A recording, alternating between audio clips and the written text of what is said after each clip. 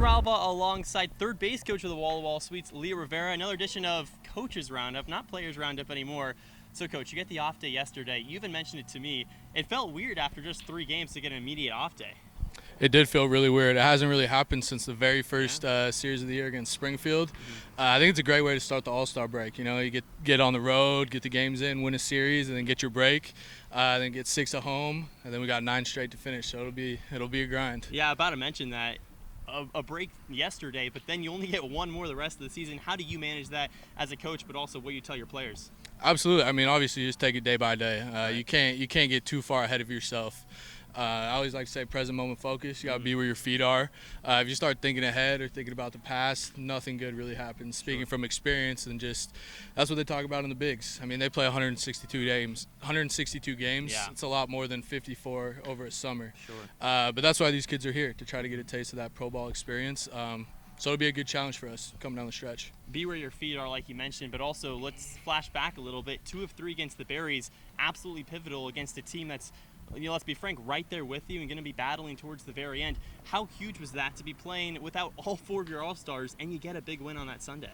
Yeah, it was big, but every game's big. Right. It doesn't really matter who you're playing. A win's a win, and it goes down in the record book the same way. Yeah.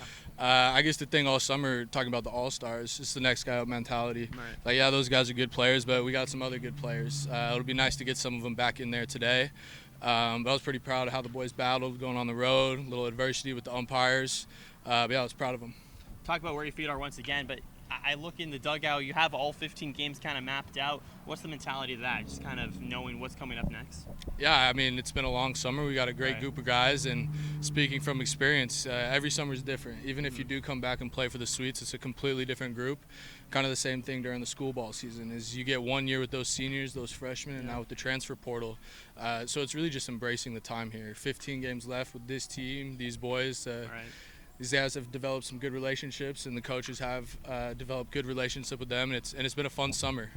Just trying to make it last and make every day count. What have you learned as a third base coach for the Sweets? What have I heard? That's a good question, Drew.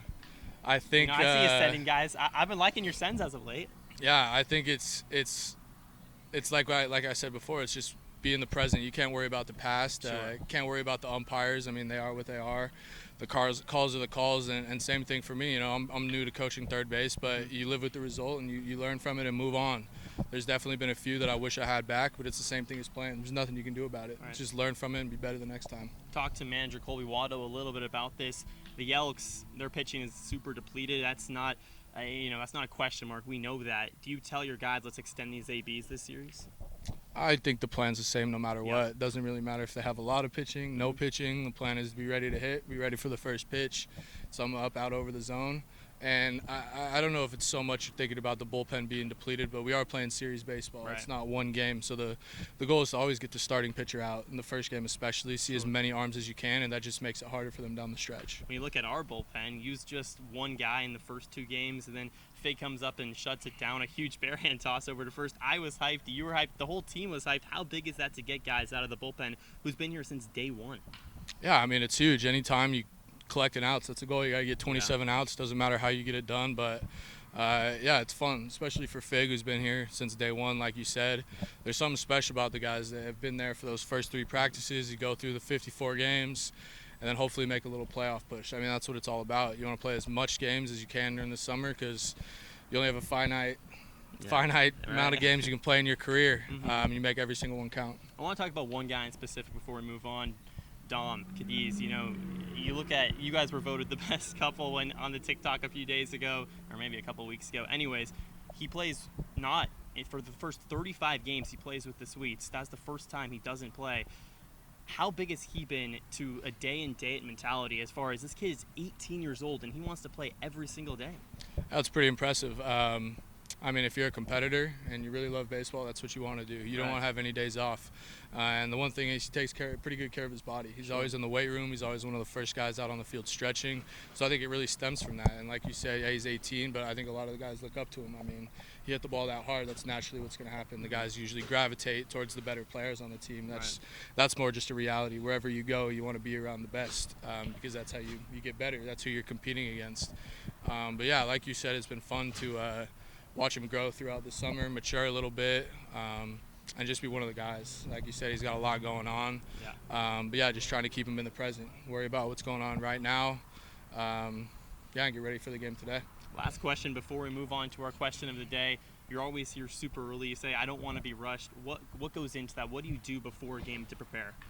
Some scouting reports, just some other stuff in my other life, right? Beyond the suites, there's a few things that I usually need to get done every day. But I mean, I really love being here. This is my home. This is where I played college baseball, and I love being in that clubhouse because I didn't have it for when I was a player here. Yeah, and it's great. I mean, my favorite things to do is come in, get the computer out, and throw a movie up on the TV. Yeah. And then all the guys start trickling in, and that's part of how you build relationships, is just showing the guys you're going to be there every single day. I talk about consistency a lot, and that's where it comes for me, is being there early, being prepared. Then you're not surprised by anything. You're always ready for whatever happens. Brings it to our question of the day. Coach, when we were going back from Salem, Oregon, we were talking about sporting venues and our favorite going to games, our favorite moments. So what is your favorite sporting venue you've ever been to? And you've been to quite a few. Favorite one I've ever been to? Outside of Burlesque, of course, because that would be number one. That's a good question. I mean, one of my favorites is Dodger Stadium. Nice. Stadium for sure. The outfield and all that. Yeah, when I was in 8th grade, my favorite player was Yasiel Puig. I got to sit down the right field line when he was playing, and that was a pretty good one. That's probably in pro sports, but I mean, as a player, one of my favorites is Harris Field in Lewiston. Played in the World Series over there. Packed house, you can't really beat that. Yeah. It's a pretty good environment over there. Once again, third base coach for the Wall will also be Rivera ahead of a 3-game set against the Bend Elks. Thanks so much. Absolutely.